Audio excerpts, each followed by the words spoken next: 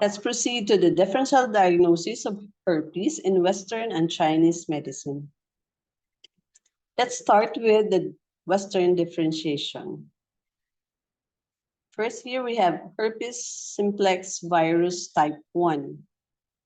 Its primary function causes painful ulcers inside the mouth in a child of 1 to 3 years old. HSV1 lies dormant for months or years until cold sores appear.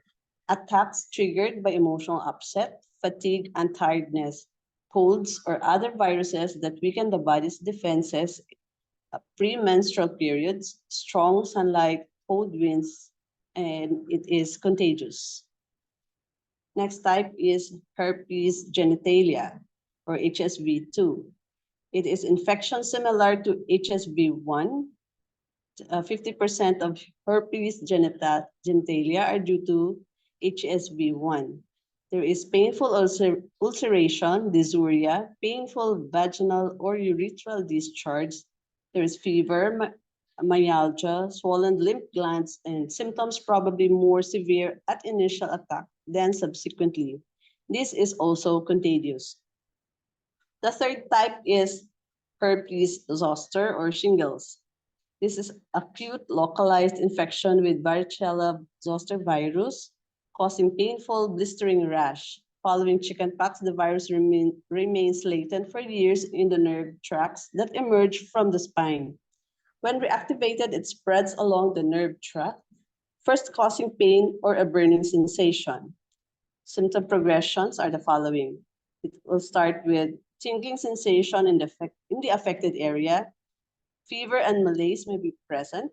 Erythema followed by blistering of the skin. After 5 days, a one-sided rash appeared, often over the ribs.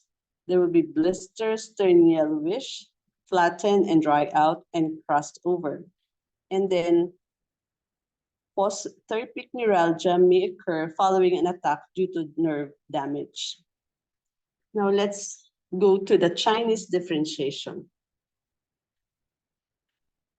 In herpes simplex or herpes genitalia, there will be itching lip and genital pain, swelling, possible fever, thirst, frontal headache of wind, heat, or damp causes, lesions with red margins, pain, burning, myalgia, dry mouth, bitter taste, or no thirst. There will be low-grade fever, constipation, reddish yellow urine.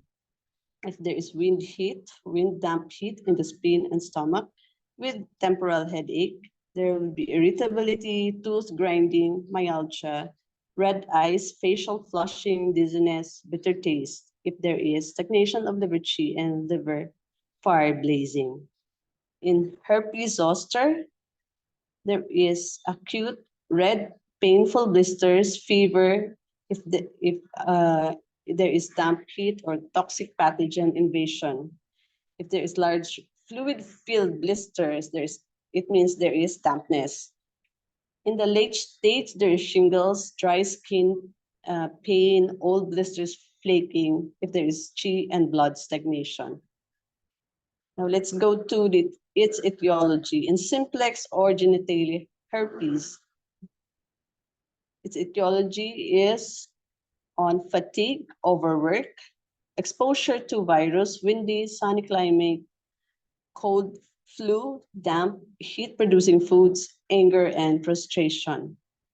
Herpes zoster has its etiology on chickenpox, invasion of external pathogen, damp, heat-producing food, tiredness, and old age.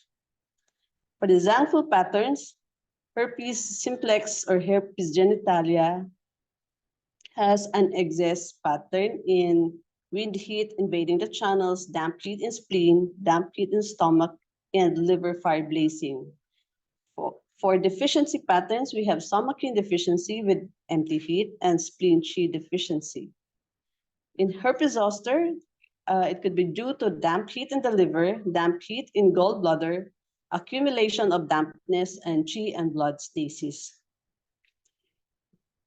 Thank you for your attention.